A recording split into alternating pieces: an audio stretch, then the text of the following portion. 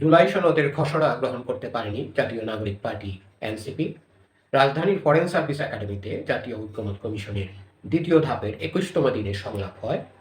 জাতীয় ঐক্যমত কমিশন ৬টি সিদ্ধান্ত গ্রহণ পদ্ধতির কথা বললেও তা নিয়ে আলোচনা না করেই হঠাৎ করে জুলাই সনদের খসড়া প্রকাশ করেছে বলে মন্তব্য করেছে জাতীয় নাগরিক পার্টি।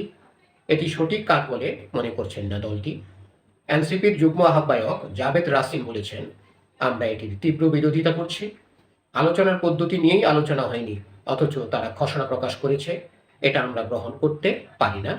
আজ মঙ্গলবার ফরেন সার্ভিস একাডেমিতে জাতীয় ঐক্যমত কমিশনের দ্বিতীয় ধাপের ২১তম দিনের সংলাপের বিরোধিতে একথা বলেছেন জাবেদ রাসিম।